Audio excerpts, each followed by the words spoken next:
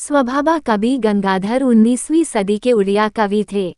धन और शिक्षा में गरीब होने के बावजूद वह उड़िया साहित्य में सबसे विपुल और मौलिक योगदानकर्ताओं में से एक रहे।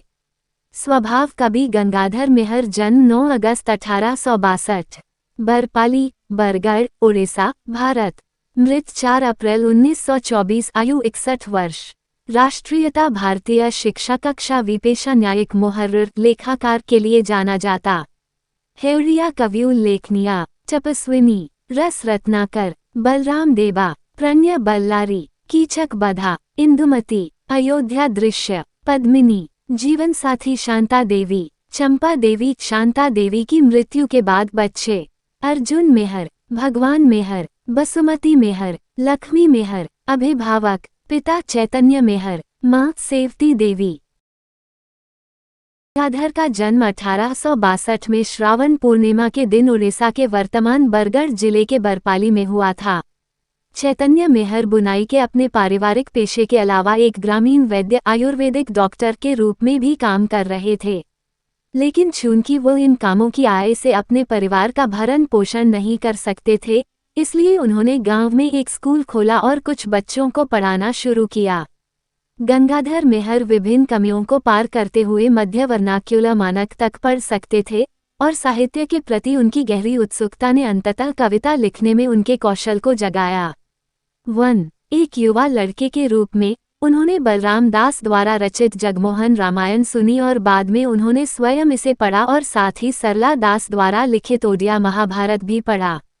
उन्होंने बड़ी संख्या में संस्कृत पुस्तकें भी पढ़ी और उनमें महारत हासिल की, जिनमें से रघुवंशम उल्लेख के योग्य है। अवधि में तुलसी रामायण का वे बहुत आदर करते थे। वह बंगाली पत्रिकाएं और समाचार पत्र पढ़ते थे। गंगाधर की शादी 10 साल की उम्र में हो गई। चूंकि उनके पिता की आर्थिक स्थिति संतोषजनक नहीं थी, गंगाधर सुबह स्कूल जाते थे और दोपहर में अपने पिता की बुनाई में मदद करते थे। उनकी स्पष्ट और सुंदर लिखावट ने भी कई लोगों का ध्यान आकर्षित किया जो उनसे अपनी प्रतिलेखित कराने के इच्छुक थे। उनके कठिन परिश्रम के कारण परिवार की आर्थिक स्थिति में कुछ सुधार हुआ जब परिवार के दुर्भाग्य से पैतृक घर में आग लग गई। बरपाली के तत्कालीन जमींदार लाल नृपराज सिंह ने उन्हें अमीन पटवारी के पद की पेशकश की। गंगाधर के सौहार्दपूर्ण व्यवहार और अच्छे गुणों के बारे में जानने के बाद जमींदार ने उसे मुहर्रिर के पद पर पदोन्नत किया। उन्होंने उक्त पद पर काम करना जारी रखा और उन्हें संबलपुर, बीजेपुर और पद्मपुर में स्थानांतरित कर दिया गया और अंत में रुपये के वेतन पर उनके अपने मूल स्थान बारापाली में स्थानांतरित कर दिया गया। 30 प्रति माह। कवि सामाजिक दृष्टि से अत्यंत उदार एवं प्रगतिशील थे। अपने जीवन के अंतिम समय में कवि ने संपूर्ण बुनकर समाज के उत्थान के उद्देश्य से मेहरों के एक अखिल उड़ीसा सामाजिक सम्मेलन का आयोजन किया। सम्मेलन में उड़ीसा के विभिन्न हिस्सों से लगभग 3000 मेहर एकत्रित हुए। कवि ने समाज के सुधार के लिए 12 प्रस्ताव रखे और सभी सर्वसम्मति से पारित हो गए।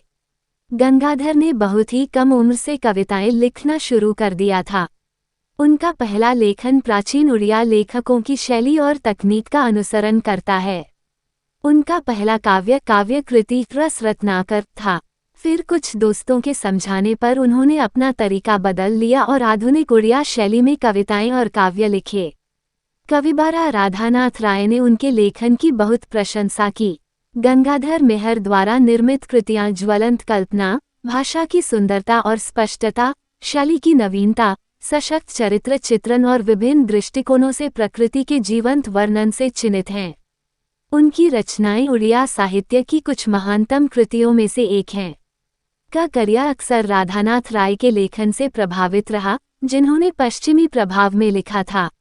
उत्तरी उड़ीसा विश्वविद्यालय में एक शोध आयोजित किया गया था जिसमें गंगाधर मेहर और PB Shelley, Lord Byron, John Keats जैसे पश्चिमी रोमांटिक कवियों के बीच कई समानताएं सामने आईं। उनकी कविताओं में प्रकृति का उपचार भी समान रूप से समान है। 1949 में संबलपुर कॉलेज, जो संबलपुर जिले में है, 1944 में खोला गया। उनके सम्मान में इसका नाम बदलकर गंगाधर मेहर कॉलेज कर दिया गया, जिसे बाद में एक विश्वविद्यालय में अपग्रेड किया गया। अब इसे गंगाधर मेहर विश्वविद्यालय के नाम से जाना जाता है।